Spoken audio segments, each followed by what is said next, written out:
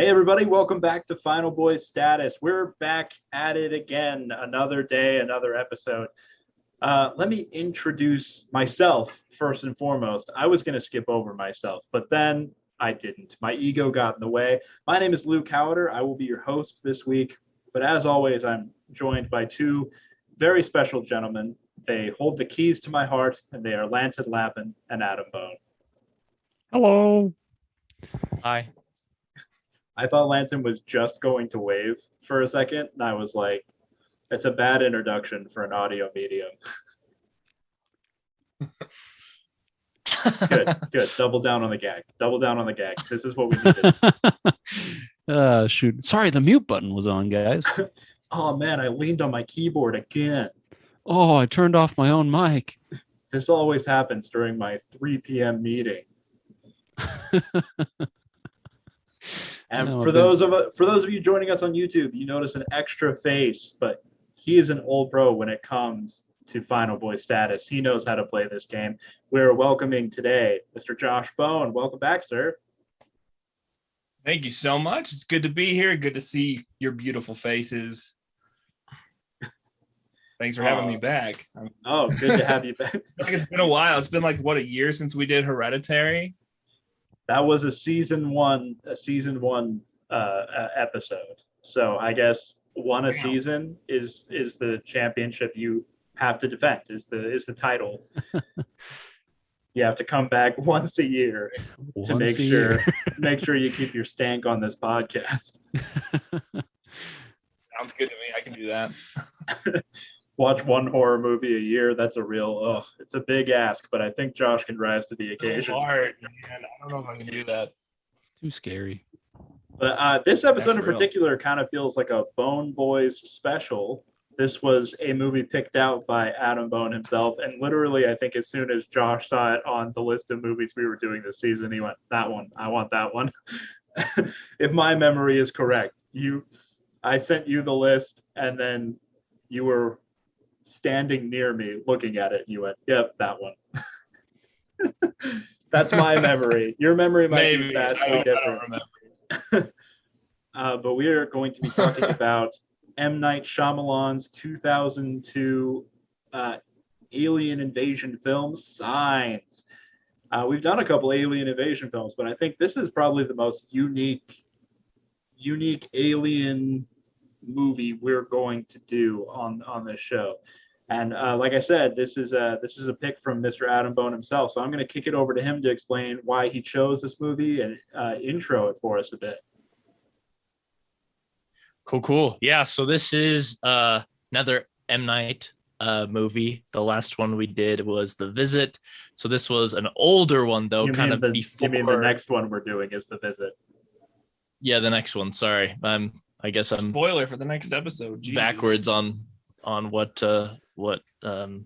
how we've been filming this. So spoiler for everyone, we film out of order sometimes. But so yeah, the Visit is a newer one. This is an older one. I saw it when I was a kid, and it scared the poop out of me when I first saw it. But it's become a favorite ever since. Just kind of one that you are like, yeah, I watched that when I was a kid. Then you watch it again, you're like, oh my gosh, it still holds up as a very awesome, scary movie. I don't remember what movie it was, but one of the ones we've done semi-recently, I described it as a Signs movie because, I don't know, was it await further instructions maybe? But anyways, Signs is an alien movie, but if you hear that and be like, oh, it's like War of the Worlds, and you go in and watch Signs, you're gonna be like, what the fetch is this? It's such a low scale family drama. It's very it's so basically the story family well, let's see, the father of this family of I guess he's got 2 kids and he's living with his brother. He just recently left a church which he was the father of, the pastor for, whatever the word is, but he starts seeing some crop circles in his cornfield. There's kind of this alien buzz going around, and then he has to kind of deal with this alien problem with his family. And so the reason I like it is because it's very personal. It's very character driven, and it's very intense in a personal way, where with a lot of alien movies it's like they're destroying skyscrapers and there's big beams coming from the air, but this one is very you don't see the world effects, you don't see the world leaders talking on television what they're going to do. You get bits and pieces of TV or radio broadcasts, but then mostly it's just how this family's dealing with this problem going on. So that's kind of a background of it. That's why I chose it. I liked it a lot. So Yeah. And now is usually the point where we jump in, we offer some opinions of the movie. I was about to start offering my opinion, but I'm going to cut myself off. It's not the time. I have not been chosen to speak. I am going to choose one Mr. Lance and Lappin to talk about it. He's getting a warning. But where we usually start is we start with the quality of the movie. We are a spooky movie podcast, so we do all of our ratings on a scale of 1 to 13. Just to make sure we're a little extra spooky, we gotta invoke the Jason Voorhees number, his favorite. So I've been told. It's weird that it's his favorite. He can't count that high. I have on good authority he can only count about as high as 3. As you ask him what his body count is in terms of how many people he's killed, and he just says 3. And it's like, dude, you got to give yourself more credit than that. Been around the block a few times, dude. But he has some self-confidence issues, but Yeah. It's hard to have confidence when you're a frog boy. That's what I'll say. It's hard to be a confidently amphibious human boy. You just got to stretch those frog legs, man. Start jumping from the lily pads. And grabbing some of them tig old bitties on them teenagers. That's his whole goal, I think. It's hard to keep track. Yeah. I think that's a fair point. That seems like his pathos. Seems to be his whole thing. But we're going to divert from the Jason Voorhees path. We're going to take it over to Lance and Lappin. Quality of this movie, what you liked about it, maybe some criticisms you have, and then a rating out of 13, my man. Yeah, for sure. So this one I do enjoy. It's one of my favorite M. Night Shyamalan movies. As Adam, I like it for a lot of the reasons that Adam brought it up. Is that it's, very confined, very personal. It's more focused like on a family unit and their, them getting over losing a mother and a wife and, dealing with that sort of loss and bringing that into it. And it's still, for me, this is definitely one I watched when I was younger and I was like, I'm not going to sleep like ever again. But rewatching it, it still holds up. There's still moments where it's like still pretty intense and still gets me pretty good.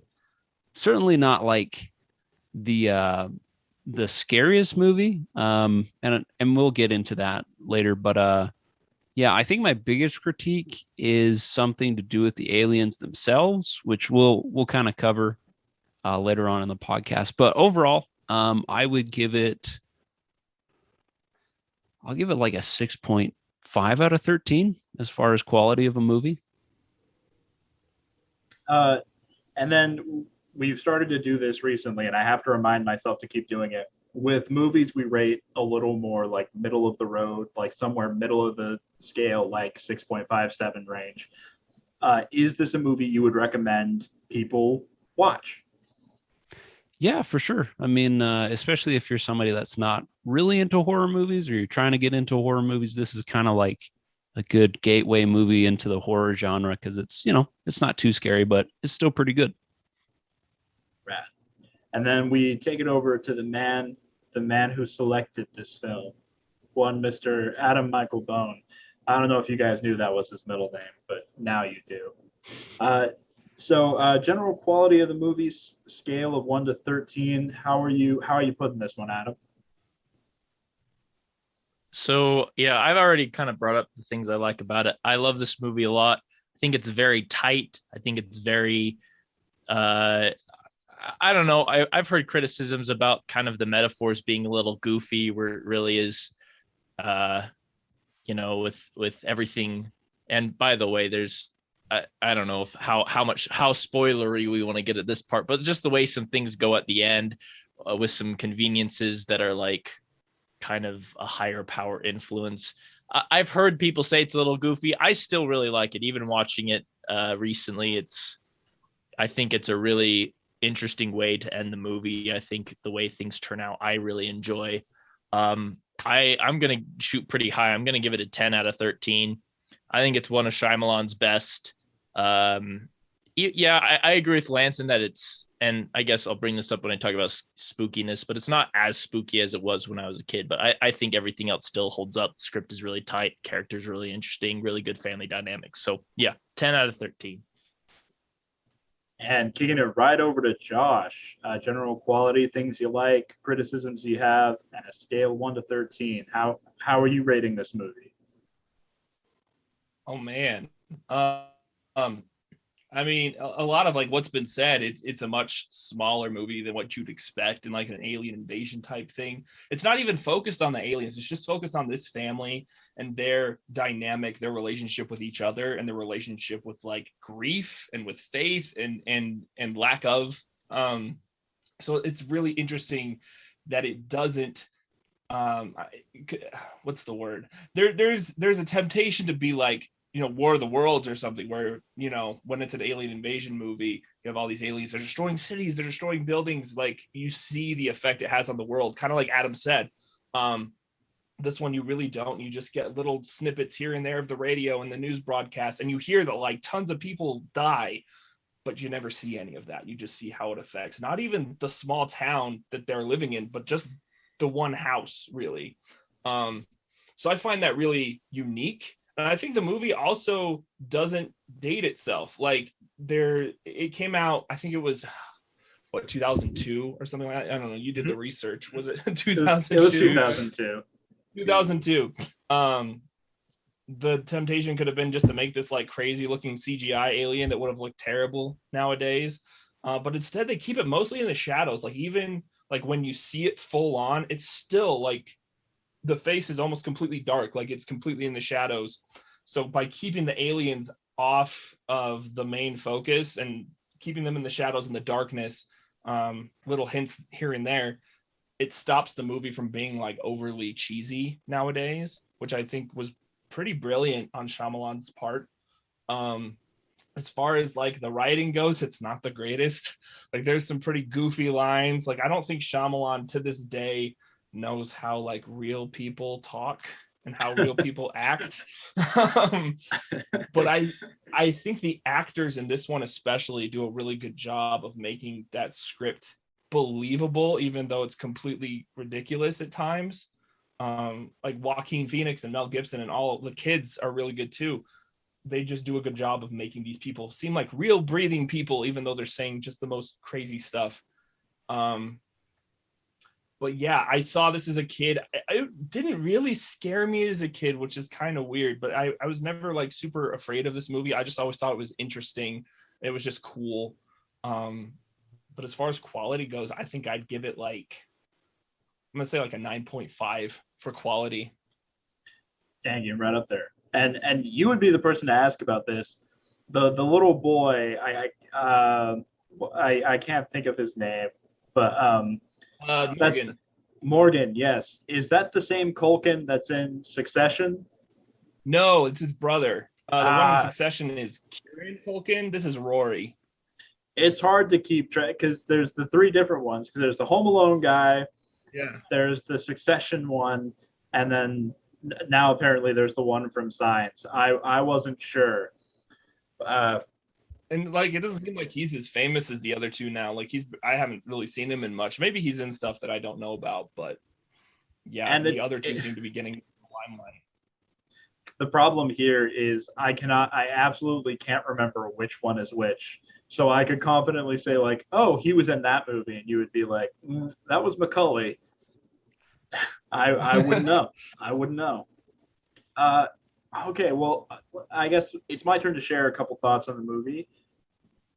Everything you guys said about the movie is absolutely true. I love that it's quiet. I love that it's personal. M.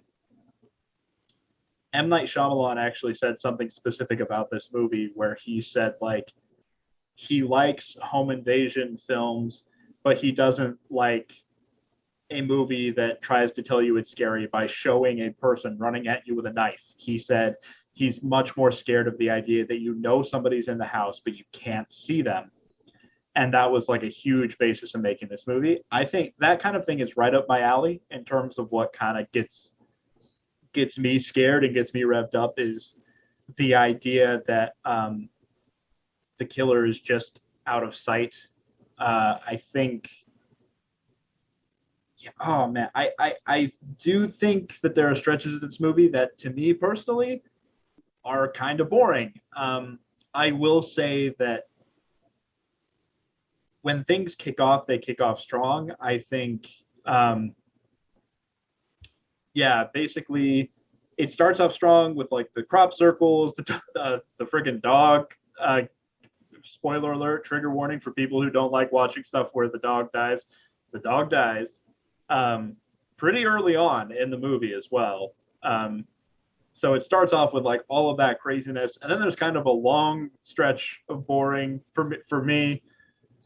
And then the ending is really, really crazy, and then the resolution happens really fast. So it's, in terms of its pacing, it feels really weird to me. But I will say that I also watched this as a kid, and the handheld camera footage from the birthday party like shook me to my core as a child, where I literally had to pause the movie, like walk away, and I think I finished it like the day after. I think I let it sit for a whole night before I went back to it. And as an adult, I can see like the brilliant parts of this movie are definitely not like the normal crowd pleasing popcorn movie kind of thing, which is funny because M. Night Shyamalan says this is his most popcorn movie he's made, but it's still not that. So I like that it's quiet. I like that there's no large scale destruction. As I get older, the more and more of this movie makes sense to me. I like that it's about faith. I like that it's about family. And yeah, it can be kind of cheesy, and it really drags through that middle section for me. But all in all, I do think this is a solid movie, and it is one that I would recommend people watch, because I think you need a wide variety in your spooks, in your spooky movies during this month of Halloween-tober. So in terms of where it lands on a scale for me, 1 to 13, I might be affected by the fact that my viewing of it today was not a good affair. So my rating is actually going to be a little low. I'm going to sink this in right about a 5.75 in terms of how I enjoyed it today. But I will say that I think this movie is one of Shyamalan's better movies. Sounds so funny to say after that harsh score, but I mean, the 3 Shyamalan movies I feel like I encourage people to check out are Unbreakable, Signs, and The Village. I feel like those are the 3 that I'm like, those are the 3 you kind of got to give a chance. The Village maybe being the most controversial of those 3, but this is one of my big 3 Shyamalan films for sure. But moving right into Spookiness, I kind of was already touching on this. I'll just go ahead and offer my opinion on it very quickly so I don't take up too much time. Rating it in terms of how scary it is on a scale of 1 to 13. Watching it today, I will say the shaky camera footage from the birthday did not rock my world so much as an adult. It was, and especially because I knew it was coming. But I will say that somehow adult me did not at all remember the scene with the one in the pantry. And that scare was spectacular. I really enjoyed that. It's really well done. It's no huge musical sting to try and get you to jump out of your seat. There's really like no sound design around it at all. It just like is there clawing at him, and it's great. But yeah, it's a lot of creepy stuff, like, you know, the crickets chirping and then just going quiet. But in terms of like, you know, pee your pants terrifying, it's probably not on that level. I'll probably put it right around I'll give it a 3.5 for spooks, I think this has some good spooks to offer you, especially if you're new to the genre. But I don't think it's going to be the go-to terrifying that some people like to have in their horror movie back pocket. Let's go in the same order as before. Kick it over to Lanson. What do you think about Spookiness, and how would you rate it? Yeah, I would say I would kind of more categorize this movie as more suspenseful than like scary or like horrifying or anything like that. So it's a good suspenseful movie. Again, not as scary as it was when I watched it when I was younger, but still has some really good intense parts to it. So I would give this I'll probably match it with my general score, 6.5 out of 13 for spookiness. Ooh, snap. Keeping it on par. And taking it over to the Brothers Bone. Adam first. Spookiness, where do you put this? I think in my score, I'm going to account for childhood me and adult me and kind of do a median of both. Because as a child, I remember being very scared by aliens kind of generally. I remember having some nightmares about aliens. don't have a good enough memory to think of the cause and effect if it was like I watched this movie and then I had nightmares, because I think I was too young to watch it when I remember having some nightmares. So I think it was already an existing fear. And then I watched this movie and it freaked me out. As a kid, the scene I also remember distinctly was the birthday party scene. But watching it recently, and now there's so many good suspenseful scenes that I don't know, that are scary. Like I think the cornfield scene with Mel Gibson and he sees the leg is freaky. The pantry scene, the scene at the end where they're in the basement and the thing gets around to the whole chute or whatever it was. Mm-hmm. I think all of the, like, each one of those scenes is very scary, very suspenseful, has a lot of good payoff. If there's a jump scare, it's really effective and isn't over the top. I don't know. I think it's a very scary movie. And so I'm going to shoot high here. I'm going to give it an 8 out of 13 for scariness. It's probably not as scary now that I'm grown up and know what to expect.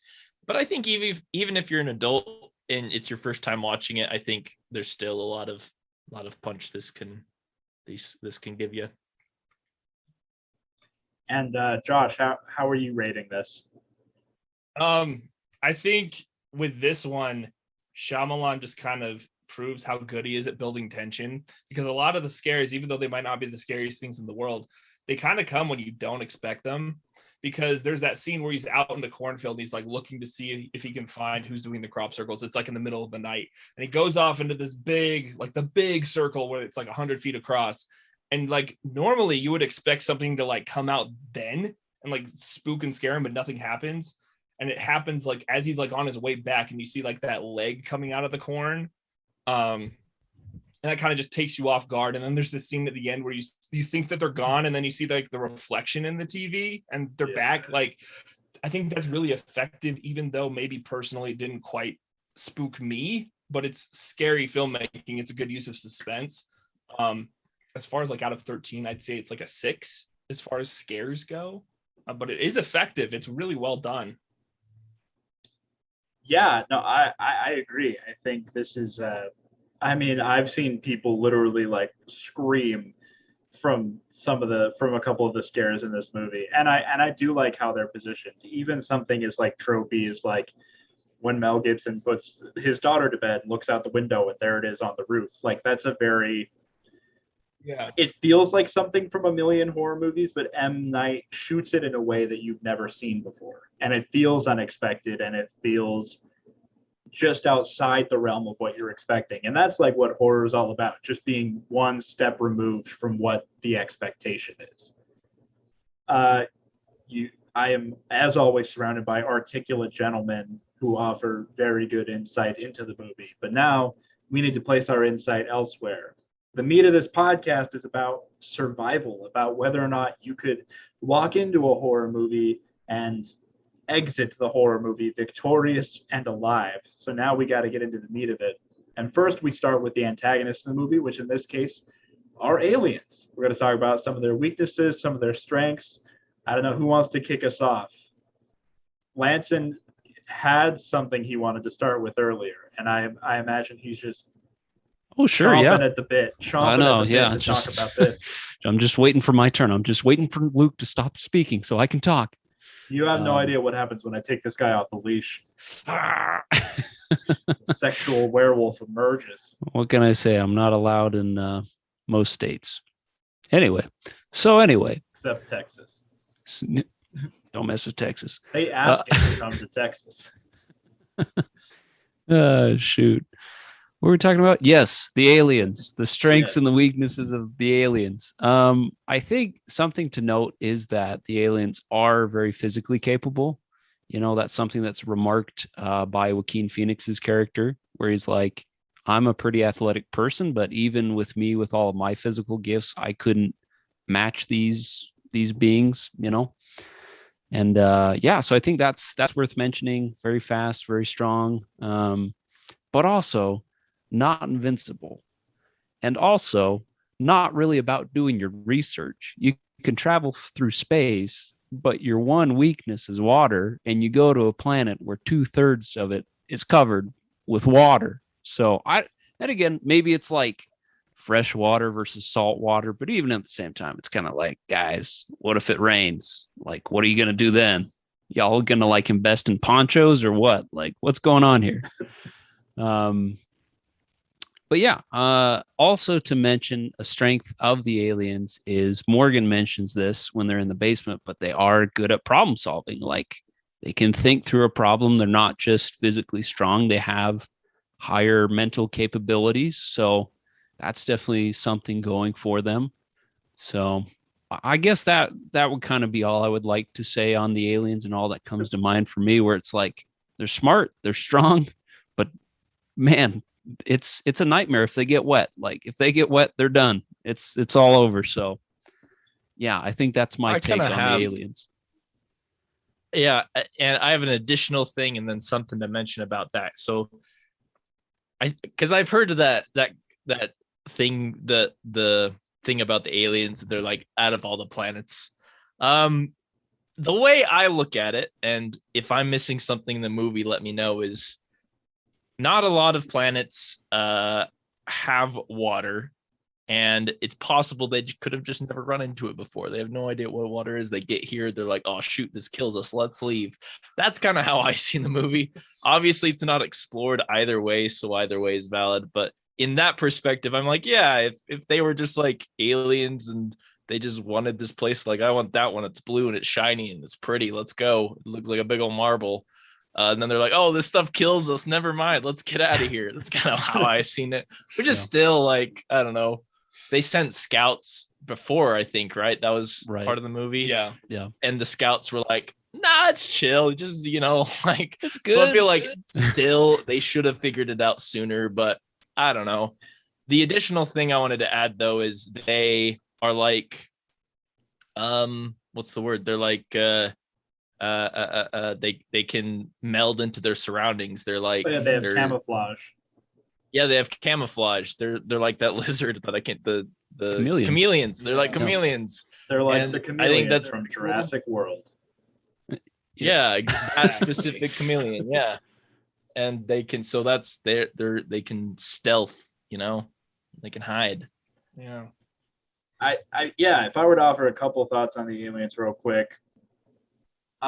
This watch through is probably the least bothered I've been by the water reveal. One, because this is the one where I really honed in on when Mel Gibson is listening to the radio, like down in the basement. The guy is specifically saying, like, I don't think they care about our world. I think they're here to like harvest us. I think they're after us. That caught my attention and makes the whole thing of like, it made that decision more clear to me in terms of like where the aliens are coming from, because like obviously if you want our planet, for the resources, for the whatever, maybe you should figure out, hey, this blue stuff all over the face of the earth is toxic for us. Adam makes a good point. They might not even have any idea what water is, but also I think if their primary purpose is getting humans, harvesting humans, whatever that is, whatever that means, it's left ambiguous.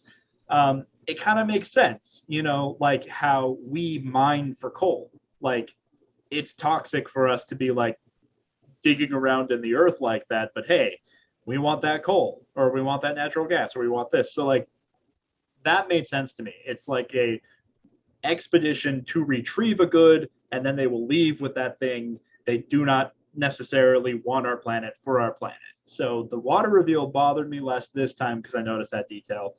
I will also point out that, like I said, it's kind of hard to tell because this is a movie that's it's a slow build. But when you stop and actually count like sunrises and sunsets, this entire movie takes place over 3 days. So in terms of like, these aliens showed up, and at the end, like after 3 days, we're like, crap, this blue stuff is no good. Let's get out of here. I think they recovered pretty well. Like, they did, all things considered, they did figure things out pretty quick and go, man, let's jet. So I will point out those couple of things in favor of the aliens. I guess I should also point out, because nobody has pointed this out yet, they also like shoot poison gas out of their wrist. Like, that's a thing. Like, that's like another thing going on. Yeah. They're doing like the Spider-Man, but with a fart puff. Like, some video editor out there, as always, I'm going to issue a call to the video editors. If you could just take scenes where they're spraying the gas out of their wrist and just add a little fart noise, oh my God, that would be the funniest thing. It's like one of those YouTube videos that's like literally the entire movie of Signs, except every time they spray gas, it has a fart sound. Yeah. Which is one time, by the way. Which is one time. So it's literally gas. just like pirating, except for that one edit. And I would watch it. I'd watch it just for that one part. Are you kidding me? Absolutely. I think, not to belabor this point, but to break down the water thing, I think even if they knew about the water, or they didn't, they were just very underprepared. So if what Luke said, where it's like, yeah, they knew about the water, but this was their goal, they would have come with some like armor that's like water resistant, just some like that poncho. But they were naked the entire time. Some ponchos. So I think whatever way we feel about this, I think they dropped the ball somewhere, whether it was in research or whether it was in them being a little bit more prepared with the information they had. And I mean, also, like, water's not the first thing you think of to throw on an evil presence trying to kill you. Like, not every alien, like, if something's attacking you, you're not going to give them the Wicked Witch of the West treatment. You're going to like try and hit them and fight them and stuff. So I don't necessarily blame them for wanting to risk that anyway, because maybe people aren't just going to be like, oh, let's just throw water on these aliens, because the whole water thing was a theory to begin with. It's like, oh, well, there hasn't been any crop circles near water, so maybe they don't like water. But that's not something I think that was like a risk the aliens were willing to take if they studied humanity much. So yeah, I don't know. The water thing didn't bother me at all this time. It is worth mentioning, human beings are 70% water. So like, if their goal is to harvest some human booty, I got bad news for you dudes. Gotta put us in the dehydrator first. Yeah, right. Yeah, maybe give it blood, some human jerky. Yeah. These aliens might be tough and they might be strong, but all I'm saying is, we go a couple rounds in the boxing ring, I bleed on them, they're a goner. They're dead. Yeah. Doesn't take much. And my blood is 90% Dr. Pepper. It would still do the job. They're like, tastes so sweet, but yet I'm dying. Tastes like a sexy battery, I guess. I don't know how you would describe the taste of Dr. Pepper. I think that's a James Acaster joke. But anyway. Nice. Yeah, it definitely, I like what Adam said, where it's like, and I will say that the intentions of the aliens is never really clear. You're not really, you don't like, they don't there isn't like a scene like an Independence Day where one like speaks telepathically, just like, hey man, here's why I'm here, here's our whole deal. That never happens. But I think something that was going on just with me watching the movie is the aliens came across a little more in this viewing. I sensed a desperation there, which kind of surprised me, which made me which made me wonder like if they're here out of desperation, like they just needed something like humankind to solve a problem for them. They went to the first planet where they found something usable, and just they were trying to go quick. They were trying not to get noticed as much as they could. They were trying to just come and go as fast as they could, harvest as many humans as they could, and move on. And like maybe that's why they didn't do a ton of research. Maybe it really was just like, you know, all they needed was scouts to be like, hey, these humans will work for the thing we need them for. And they're like, oh, okay, great, let's go.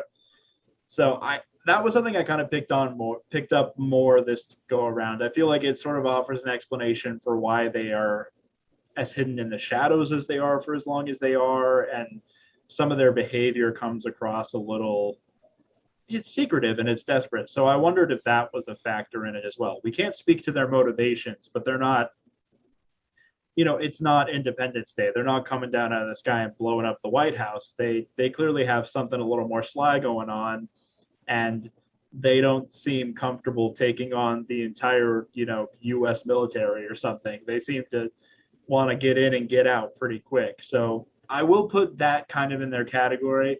Obviously, in terms of subtlety, they're not winning any like ninja awards, leaving a bunch of crop circles everywhere. But clearly, as much as they can, as much as they are able to, they want to kind of fly under the radar.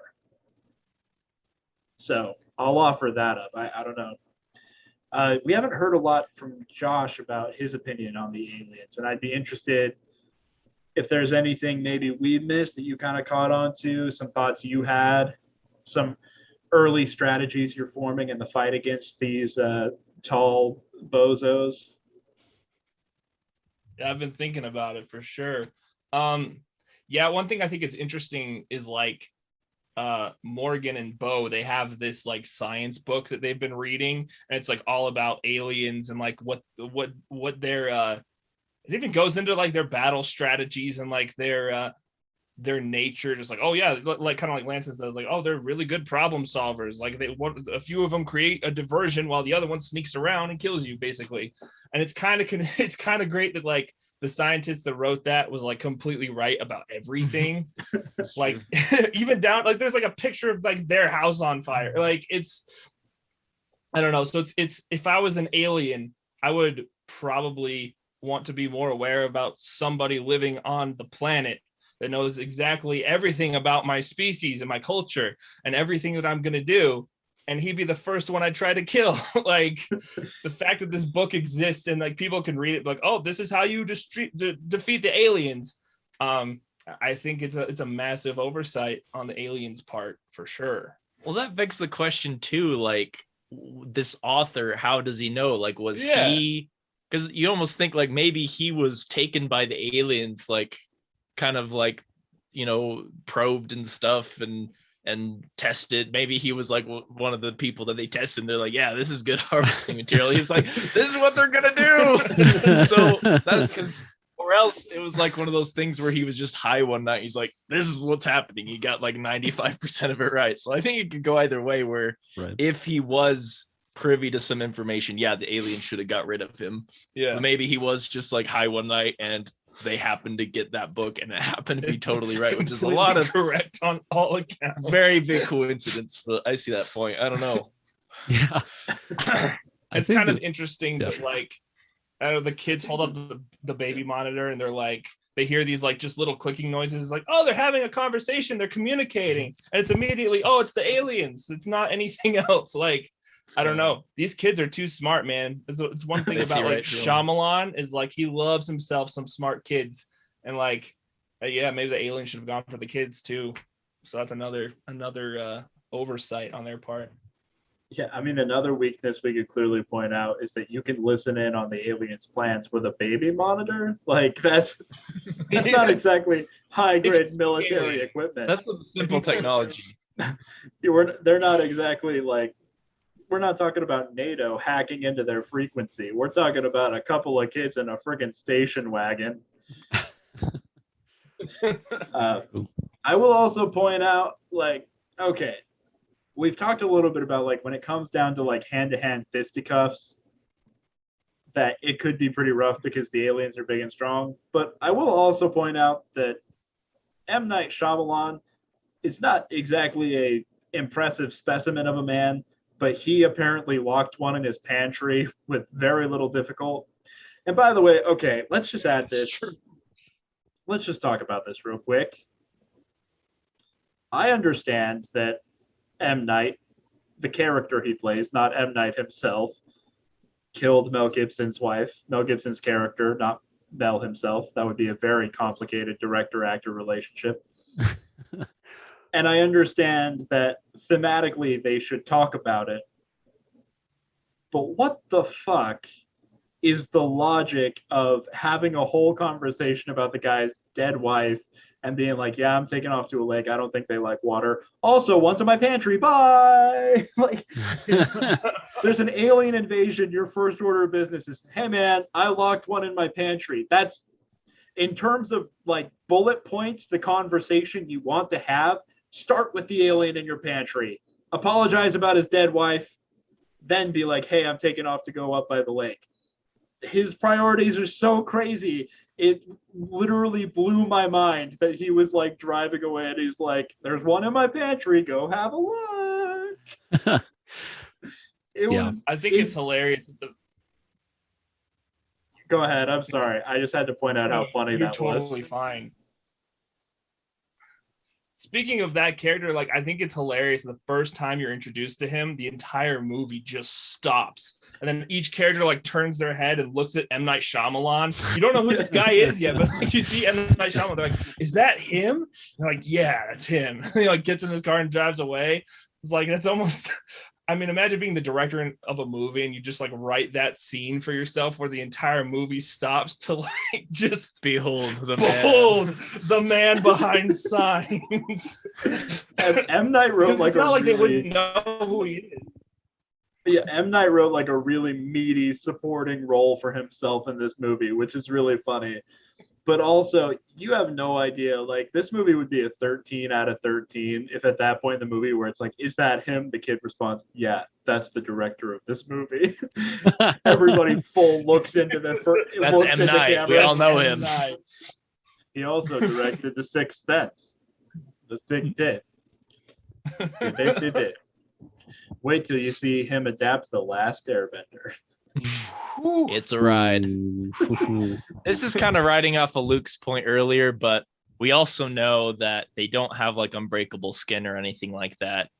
He chopped off the fingers of the thing, so it has some bones. It has, I forget if there was like a lot of blood or something, but like it has a breakable body. So even though it's probably, unless it turns out they're also just allergic to steel, that's why the knife works so well. Not steel, not water, and baseball bats. Dang it! Carbon-based life forms. There's a lot of stuff on this planet that's pretty intense, guys. Should have read a book. Oh shit, guys, we messed up. Yeah, I guess it's like the first person that goes to Australia. There's like, everything can kill you here, guys. Why are we moving here? Seemed like a fun idea.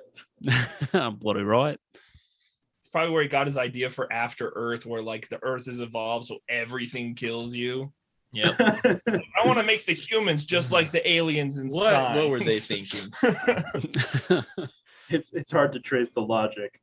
All right, we've gone massively off the rails, but you know what? We've already started critiquing some character decisions, specifically M. Night Shyamalan mentioning the alien in his pantry last.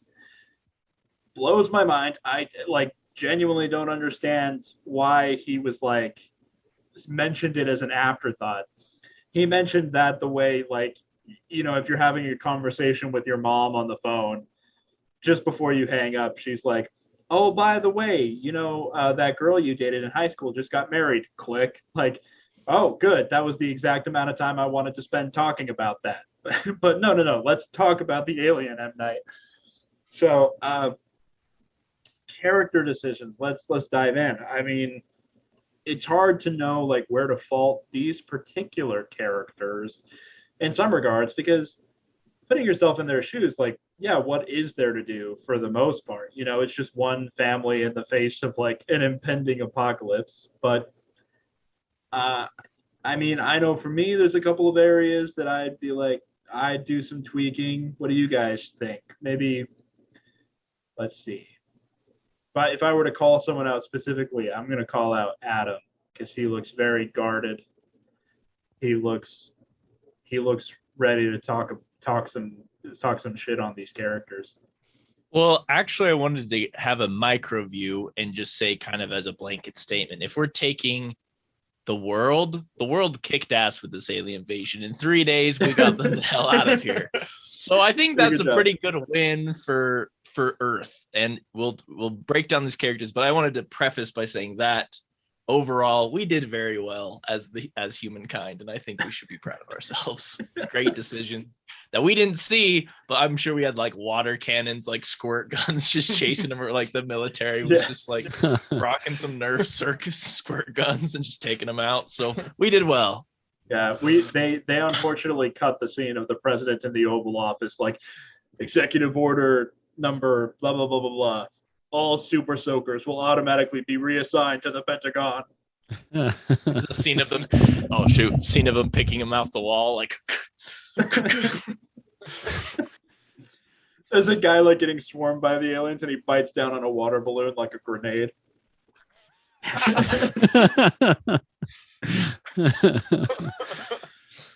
Just the guy spitting in one alien's eyes. Oh, pig. We didn't see the best of humanity in this movie. Instead, we got Mel Gibson. So I'm not gonna lie. I think the funniest thought I had during this entire movie is literally the movie starts with the establishing shot of the farm, close up of the picture, and then Mel Gibson sits up in a frame. I think he sat up in a frame.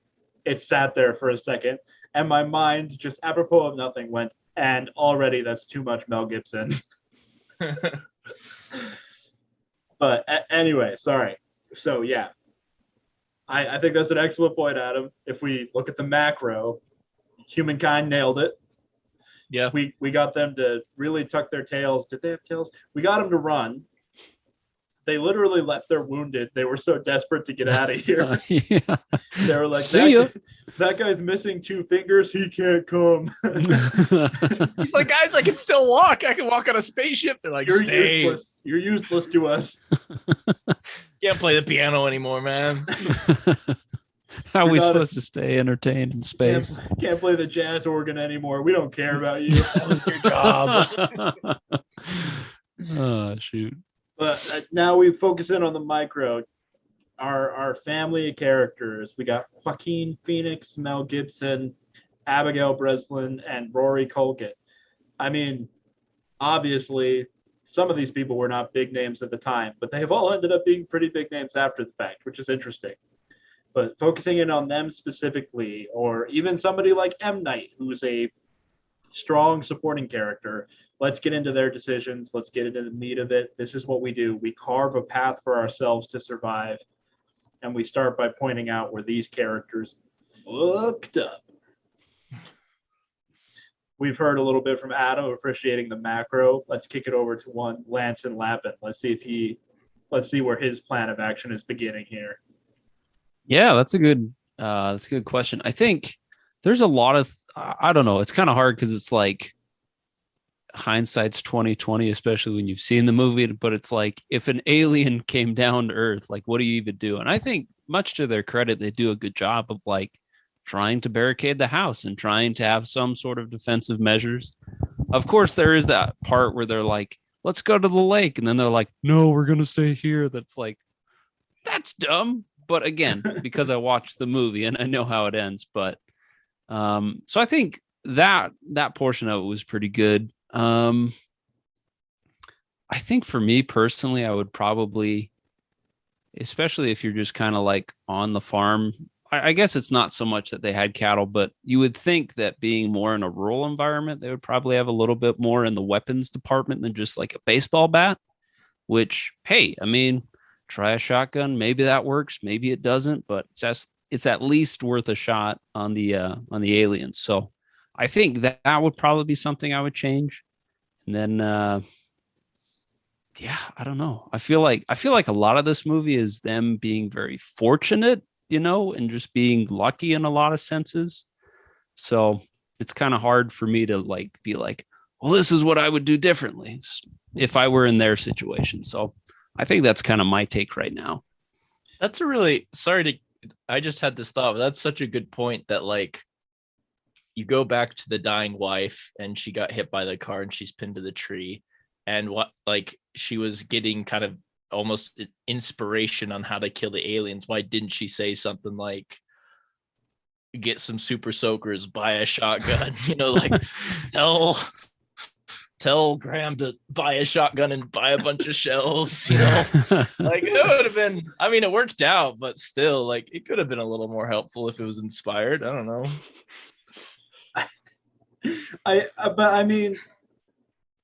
But so Graham's whole thing in the movie is like disbelief, right? So when they talk about like what was your wife talking about in her final moments, his opinion of her is that she was crazy and that she wasn't saying anything of note. So imagine how much worse that would be if she was like, get some super soakers, the shotgun, get a the water aliens are tank coming for the fields. like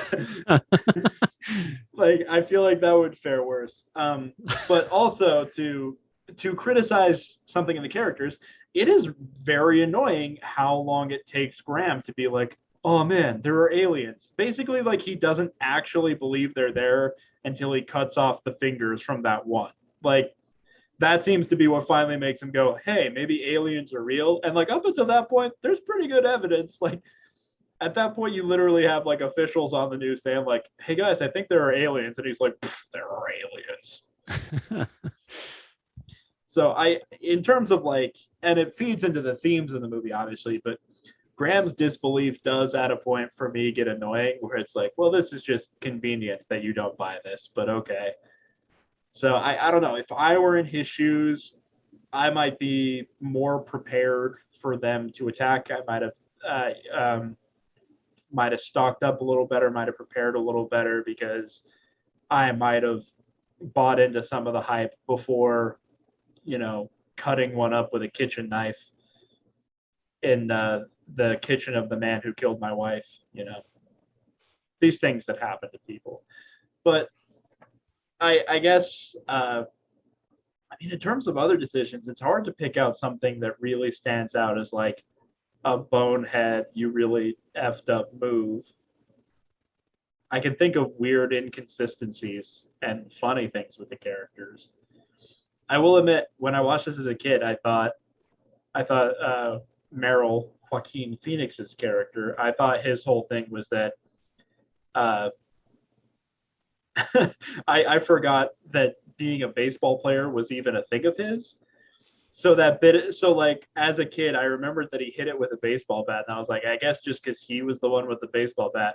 Then you're watching the movie, and it's all this stuff about him being a baseball player, and I'm like, oh, this is all starting to. As an adult, this makes more sense now. But his whole speech about like I never stopped swinging was really, really. If the ending of the movie hadn't happened and that scene was still in the movie, that would be the funniest thing in the world. He just sucked at baseball, and that's the moral of the story. Also, I feel like they mentioned at some point that he couldn't even get into the minor leagues. That was a thing? He wanted to be like, he was shooting to be a major league player, but he got cut off before he was even in the minor leagues. And it was like, what? That's a great sign. You should find a different career if you can't even make minor league baseball. Yeah. Pretty sure if you pay the fee, you can play minor league baseball. They'll shoot. They're paying you, man. They'll take anybody. They're looking for fans in the audience at minor leagues games. Like, you ever seen a baseball? Come out and play. 90% of that team is just the people who do taxes for the team. They're like, look at you. You're stuck in a cubicle all day. I bet you could use some exercise. Why don't you come out and play for us? What would be even more interesting is if there's like this mild-mannered CPA that like has the body of like just like a Greek god and is absolutely smashing home runs. Plays like A-Rod. Just Yeah, exactly. and he's like, well, this is just my hobby. I'm really in it for the taxes. I don't know what to tell you. Hits it so hard that his baseball crashes through the windshield of an alien ship and downs a ship. Anyway, this is like if it was revealed in the next Halloween movie that Michael Myers only kills on Halloween, and then the rest of the year he just like quietly like whittles furniture. yeah, I know. Like, just in a corner, just making a chair.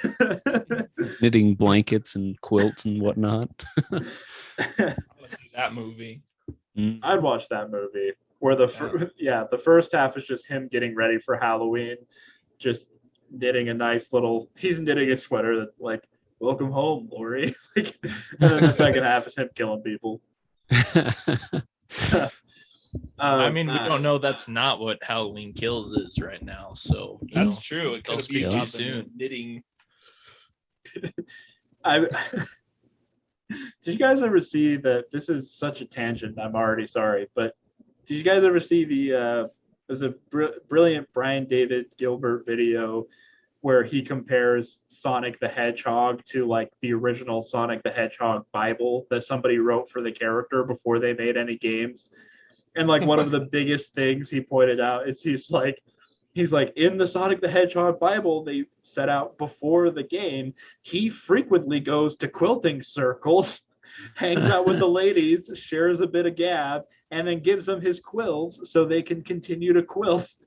It's like somebody awesome. wrote that down and was like, this is an important part of this character. It's crazy. Sorry, that was a real tangent.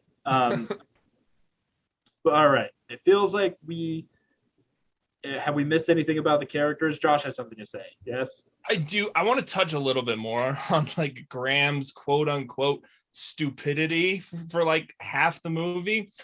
I think it's kind of funny that he like walks out into his cornfield, sees this huge, like 100-foot in diameter crop circle with like all these intricate like mini circles attached to it. And he's just like, well, the neighborhood hooligans are at it again.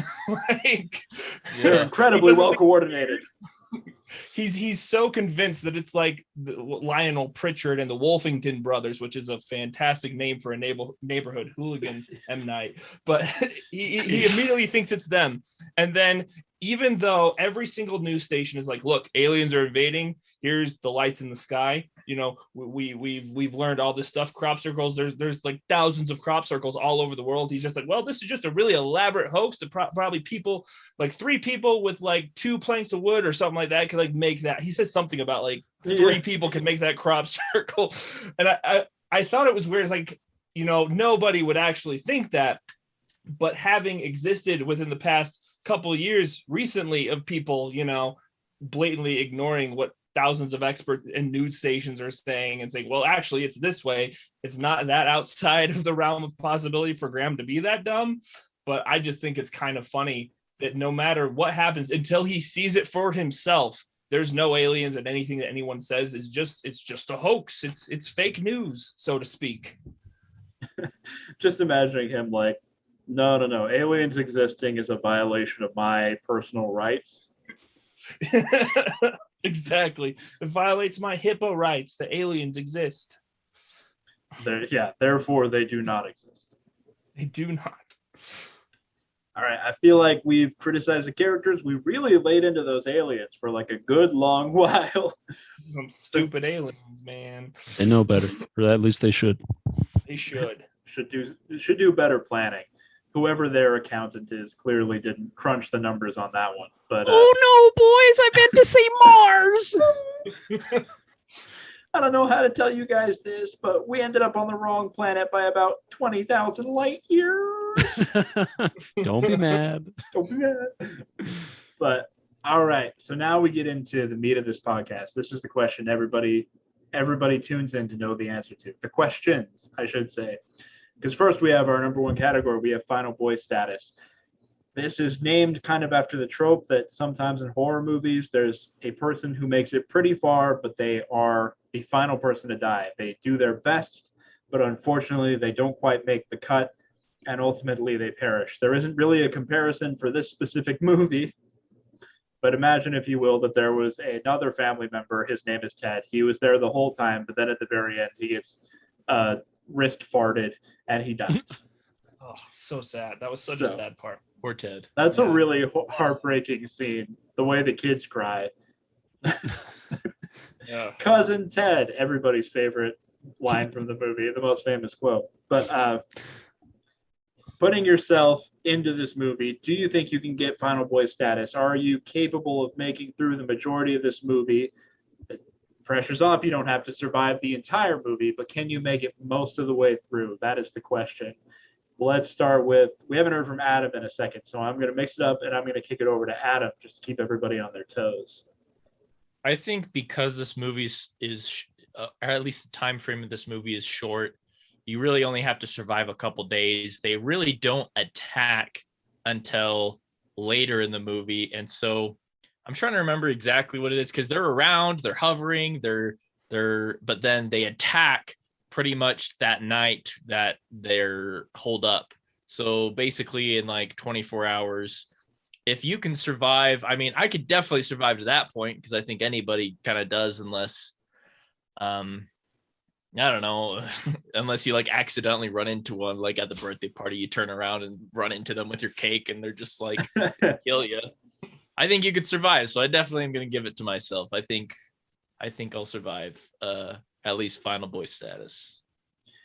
And our special guest, Mr. Josh Bone, what do you think? Final boy status on the table for you? I'd like to think so. I'd like to think that maybe I would believe the experts and go near where there's water and not stay in my house.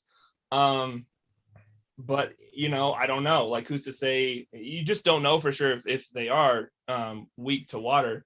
But yeah, I mean, I think I could survive if I went near water. Also, I'm very well hydrated, so I feel like I have plenty of water around me that maybe they just wouldn't touch me, because I drink water like nobody's business. That's true. I'm a sweaty boy, so honestly, yeah. We all just have our water bottles in like a holster. And, I'd probably be crying and peeing my pants too, because it's an alien invasion. It's so true. like, Pee on Hey, him, man. Final act of defiance. Full pee on them. so, yeah, I'd say I'd be a final boy, so to speak. Heck yeah. Mr. Lance and Lappin, where are you at with final boy status?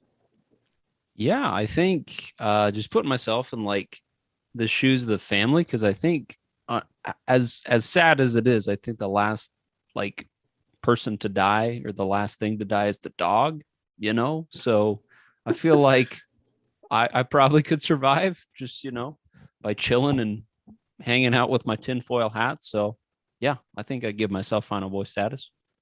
Excellent. I am also going to give myself final boy status. I think Adam makes a good point. I feel like you kind of get final boy status as long as you're alive up until that night right before they leave, when they do one final attack to harvest all the humans they can before they jet on back to Vebulon 6 or whatever. So I feel like final boy status, I think I can get that in this particular film. But I mean, that's not where the fight ends, of course. There is the championship round still to go. We're talking final girl status. Not only do you make it through most of this movie without incident, you survive completely. You get away scot-free. You have victory over the aliens. If we're being honest, every main character in this movie achieved final girl status. But you never know. Doesn't make it easier by any means. Still have to have a plan. Still have to execute that plan. Improvise, adapt, overcome. So now the question becomes, can you survive? I'm going to start by asking this question to one, Adam Michael Bone. Do you think final girl status is on the table for you? So I think the way I'm going to interpret this is, because I mean, you could take yourself to like wherever you live. Like I live in Ogden, Utah right now. And so I could play it by saying, okay, aliens invade. I'm in Ogden, Utah. I am who I am right now. Could I survive? But I think in order for, and what we usually do is we put ourselves in the place of the characters where we have this farmhouse, we have these fields, we have this family. And that being said, I don't think I'd survive. I think these aliens are pretty intense. I think the water thing, I don't know. Because I get they're pretty isolated here. And so maybe a whole lot of the world has figured that out, but it's really like it's tough to, they're kind of separated from normal media except for what's playing on the TV.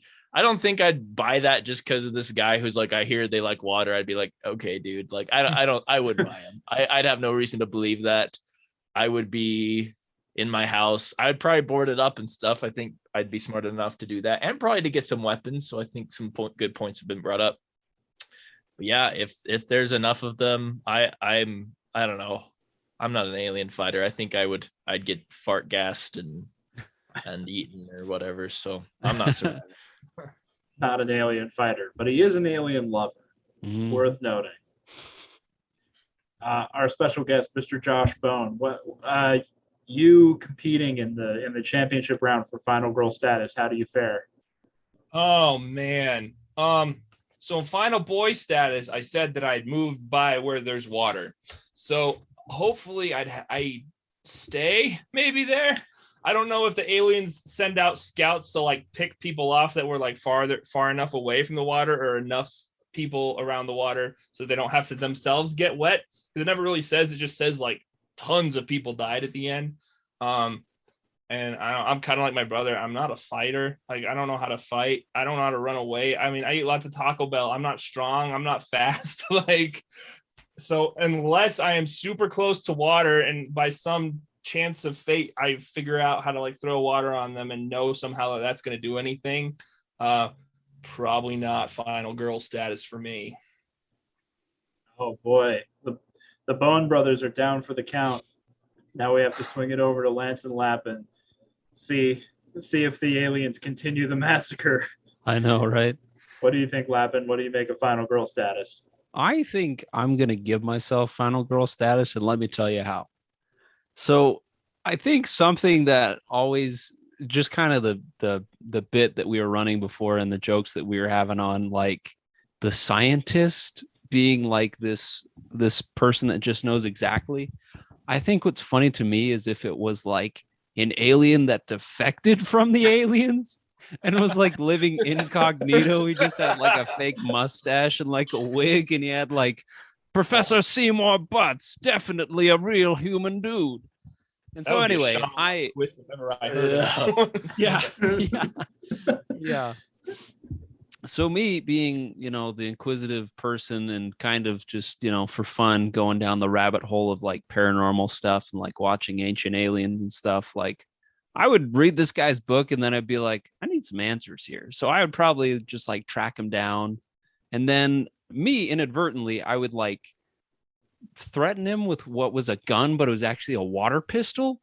And so like I would just be kind of like interviewing him, and like he'd give me all the juicy deets on how to beat the aliens and all that. And then at the end, he's like, please don't shoot me. I'm like, dude, it's just like a water pistol. And then like me just being a dummy, I'd probably just squirt him with water and then he'd die, tying up all loose ends there, I guess. But yeah, so I would be prepared. I'd probably, in the spirit of one of the Culkin brothers, have like a Home Alone water sort of house type of deal going where like you walk and like a bucket of water is just going to fall on you when you try to open the door. I'm like throwing water balloons and such.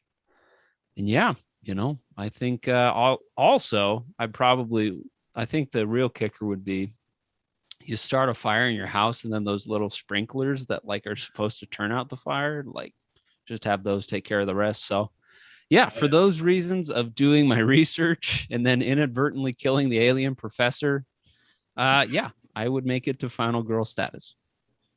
Oh, he's got it. He's got it. Me personally, I think I am gonna give myself final girl status. for a couple of reasons.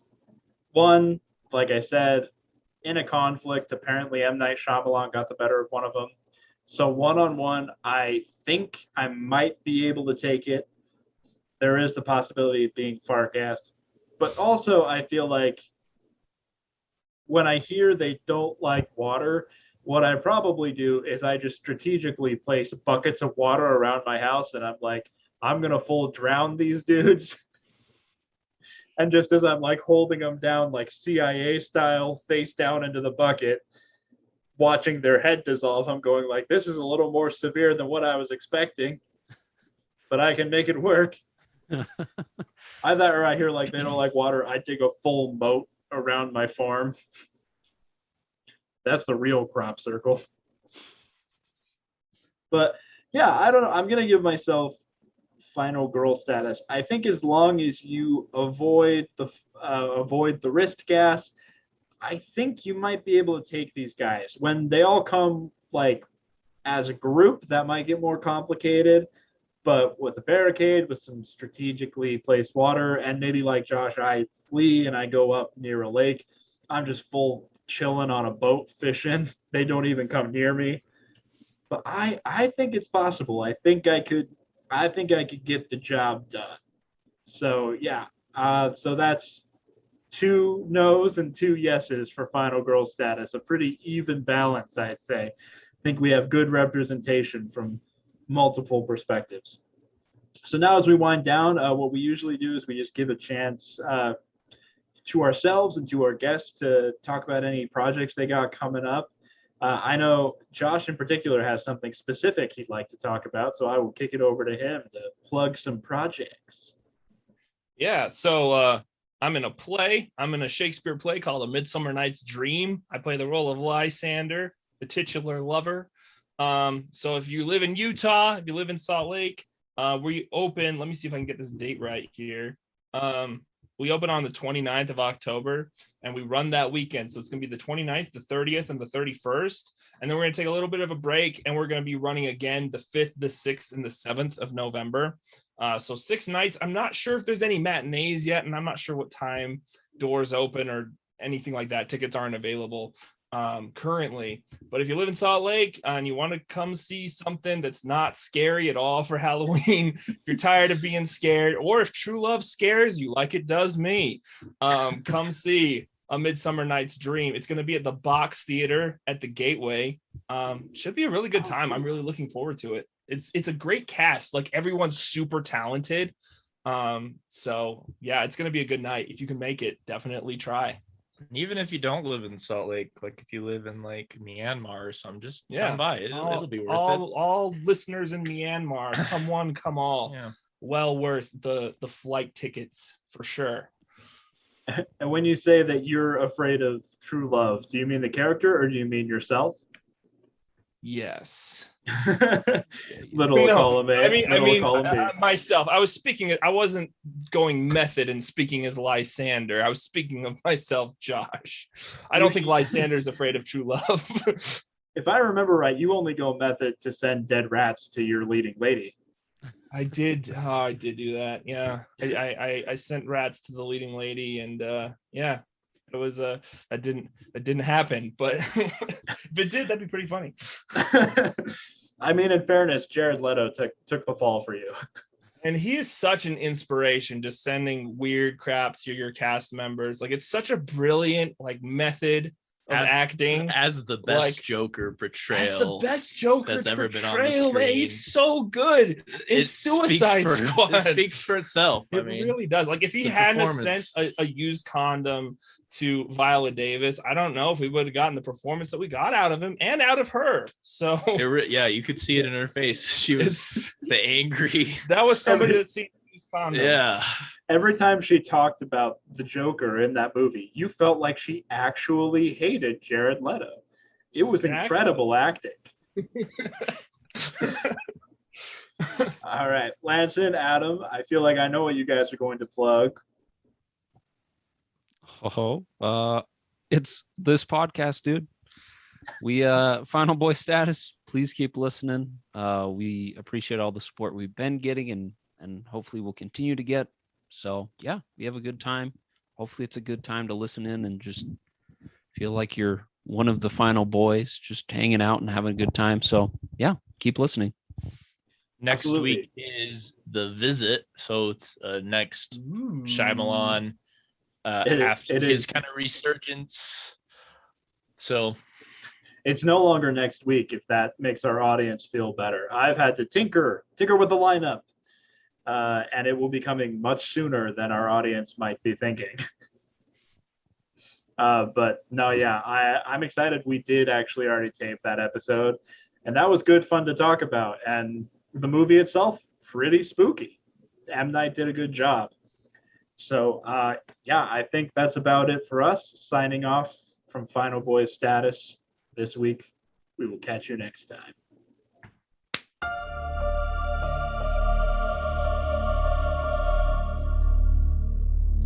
This has been an Underqualified Idiocracy media production, produced by Lanson Lappin, Adam Bone, and Luke Haueter.